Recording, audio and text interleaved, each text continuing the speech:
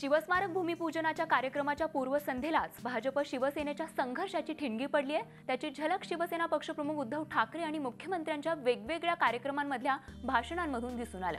मुंबईतल्या राम मंदिर railway station उद्घाटनाच्या कार्यक्रमात झालेल्या घोषणाबाजीचा उद्धव यांनी समाचार घेतला, तर छत्रपतींच्या काळातही स्वराज्याचा द्रोह करणारे अनेक होते अशा शब्दात विरोधकांवर मुख्यमंत्र्यांनी टीका केली आहे।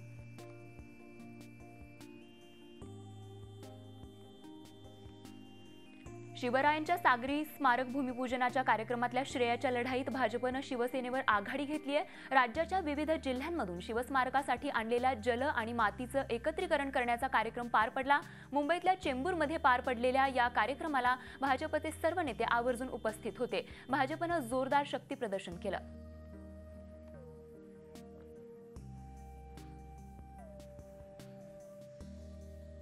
भाजपचा शिवसेनेसोबतचा श्रेयासाठीचा संघर्ष सुरू असताना शिवस्मारकाच्या कार्यक्रमावरून दुसरा मित्रपक्षही नाराज झालाय। भाजपनं कार्यक्रम हायजॅक केल्यामुळे नाराज मेटेंनी रॅलीला दांडी मारली। चेंबूरचा कार्यक्रम आटोपल्यानंतर काढण्यात आलेल्या रॅलीमध्ये मेटे सहभागी झाले नाहीत। ते कार्यक्रमातून थेट त्यांच्या ऑफिसला निघून गेले। त्यामुळे सत्तेतल्या मित्रपक्षांमधील धुसफूस या निमित्तानं पुन्हा एकदा पुढे आली आहे। शिवस्मारकाच्या भूमिपूजनाला मच्छीमार संघटनेचा विरोध असून ते आंदोलनाबाबत ठाम आहेत। मात्र मुख्यमंत्र्यांसह झालेल्या बैठकीमध्ये 90% मच्छीमारांचं समाधान झालं असून उर्वरित 10% लोकांच्या समस्यांचं निराकरण करू असा विश्वास महसूल मंत्री चंद्रकांत पाटील यांनी व्यक्त केलाय। मच्छीमारांच्या समस्येसाठी एक समिती नेमण्यात येणार असून ही समिती त्यांचं होणारं नुकसानीचा आढावा घेणार असल्याचं पाटील यांनी सांगितलंय। काल रात्री उशिरा माननीय मुख्यमंत्री महोदयांची आणि मच्छीमारांची बैठक झाली आणि त्या बैठकीतून 90% मच्छीमारांचं समाधान झालंय। 10% मच्छीमार जे राहिलेत त्यांचं सुद्धा समाधान आज दिवसभरात होईल असा मला विश्वास आहे। कारण माननीय मुख्यमंत्री महोदयांनी असं आश्वासन दिलंय की आपण एक समिती करू, जी समिती अशा प्रकारे नुकसान काय होऊ शकतं त्याचा आढावा घेईल आणि मच्छीमारांच्या नुकसानाची नुकसान भरपाई दिली जाईल। एका बाजूला भाजप आणि मित्रपक्षांमध्ये श्रेयावरून वाद सुरू असताना मुंबईतल्या दादरमध्ये जाहिरातींवरून भाजप आणि मनसेत वॉर सुरू झालंय। शिवसेना भवनासमोरच्या कोहिनूर मिलच्या भिंतीवर मनसेची जाहिरात पुसून भाजपनं नवा वाद निर्माण केलाय। या ठिकाणी भाजपनं शिवस्मारकाची जाहिरात रंगवली आहे। त्यामुळे संतप्त झालेल्या मनसे कार्यकर्त्यांनी भाजपच्या जाहिरातीवर रंग फिरवला।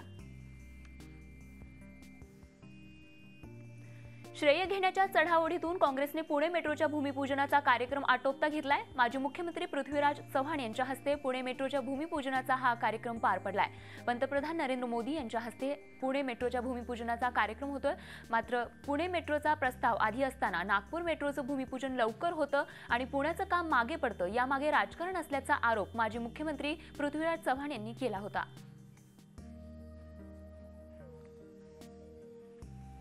पुण्यात होऊ घातलेला मेट्रोच्या भूमिपूजनाचा कार्यक्रम हा भाजपचा इलेक्शन इव्हेंट ठरणार आहे। या कार्यक्रमाच्या तयारीची पाहणी पालकमंत्री गिरीश बापट यांनी केली आहे। पालकमंत्र्यापाठोपाठ महापौर प्रशांत जगताप यांनी देखील कार्यक्रमस्थळी हजेरी लावली। कार्यक्रमाचं स्वरूप, तयारी तसंच त्यावरून सुरू असलेलं राजकारण पाहता महापालिका निवडणुकीच्या पार्श्वभूमीवर या पुणे मेट्रोचा मुद्दा प्रमुख असणार असं दिसतंय। नागपूर महानगरपालिकांच्या निवडणुकांच्या आधी राज्य आणि केंद्र सरकारने घोषणांचा पाऊस पाडला। नागपूरच्या कस्तूरचंद पार्क इथे आयोजित या कार्यक्रमाच्या निमित्तानं फडणवीस आणि गडकरी यांनी अक्षरशः घोषणांचा पाऊस पाडला आणि तोही तब्बल 1510 कोटी रुपयांचा। या अंतर्गत नागपुरात होऊ घातलेल्या मेट्रो प्रकल्पाचा एक टप्पा भूमिगत टनेलच्या माध्यमातून होणार असून त्याचं भूमिपूजन करण्यात आलं। आगामी 10 महापालिका निवडणुकीत मनी मसल्स आणि मॅन पॉवरचा वापर करणाऱ्यांवर तातडीनं खटला चालवला जाणार आहे। तर यामध्ये दोषी आढळल्यास उमेदवाराला अपात्र देखील ठरवलं जाईल। यासाठी राज्य निवडणूक आयोगाकडून यंदा पहिल्यांदाच नव्याने सहनियंत्रण कक्ष उभारण्यात येणार आहेत, अशी माहिती पिंपरी चिंचवड महापालिका निवडणूक अधिकारी यशवंत माने यांनी दिली आहे। नोटबंदीच्या निर्णयामुळे विडी कामगार महिलांचा वेळेवर पगार होणं बंद झालंय। मायक्रो फायनान्स कंपनीच्या वतीनं सक्तीनं कर्ज वसुली केली जाते। महिला विडी कामगारांना कर्जमाफी देण्यात यावी किंवा कर्ज परतफेडीमध्ये सवलत देण्यात यावी या मागणीसाठी आमदार प्रणिती शिंदे यांच्या नेतृत्वाखाली काँग्रेसच्या वतीनं जिल्हाधिकारी कार्यालयासमोर धरणे आंदोलन करण्यात आलं।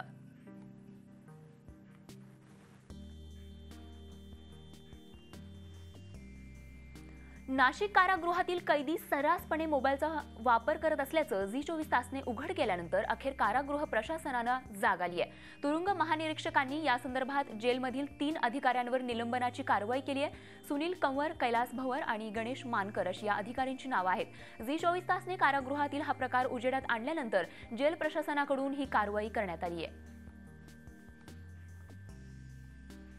खासदार प्रीतम मुंडे संचालिका असलेल्या वैद्यनाथ सहकारी नागरी बँकेच्या रोकड प्रकरणी सीबीआयने कारवाई केली आहे। या प्रकरणी मुंबई, पुणे, औरंगाबाद आणि बीडमध्ये 11 ठिकाणी छापे टाकण्यात आलेत। तसंच बँकेच्या पिंपरी चिंचवड आणि घाटकोपर शाखांचे व्यवस्थापक, 2 कर्मचारी आणि मुंबईतल्या 1 डॉक्टरसह 8 जणांविरोधात गुन्हा नोंदवण्यात आलाय।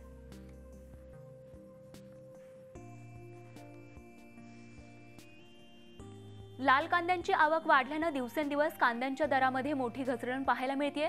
भाव कोसळल्यामुळे दिवसाआड शेतकरी रस्त्यावर येऊन विविध ठिकाणी आंदोलन करत आहेत। कांद्यांच्या उत्पादन खर्चापेक्षा भाव कमी मिळत असल्यानं कांदा उत्पादक शेतकऱ्यांवर मोठं संकट कोसळलंय। कमीत कमी 1200 भाव मिळाला तर शेतकऱ्यांना कांदा परवडेल असं मत शेतकऱ्यांनी व्यक्त केलंय। सारंगखेड्याच्या प्रसिद्ध घोडे बाजाराला विधान परिषदेचे विरोधी पक्षनेते धनंजय मुंडे यांनी भेट दिली। मुंडे यांनी घोडे बाजारात फिरून चांगल्या अश्वांची पाहणी केली। त्याबरोबरच घोड्यांच्या जातींची लक्षणं माहिती करून घेत काही घोड्यांना पसंतीही दिली। यावरून धनंजय मुंडे अश्वप्रेमी असल्याचं दिसून आलं। मुंडे हे बाजारात घोड्याच्या खरेदीसाठी आल्याची चर्चा बाजारात रंगली होती। मेट्रो 3 साठीच्या आरे कॉलनीतील कारशेडला विरोध करण्यासाठी मरोळ मरोशी कॅम्पमधून पिकनिक पॉइंट या ठिकाणी ग्रीन सांताक्लॉज साकारत रॅली काढण्यात आली। या कारशेड प्रकल्पासाठी आरेतील हजारो झाडांची कत्तल होणार आहे। तसंच पर्यावरणाची मोठ्या प्रमाणात हानी होणार असल्यानं विविध सामाजिक संस्थांमार्फत या रॅलीचं आयोजन करण्यात आलं होतं।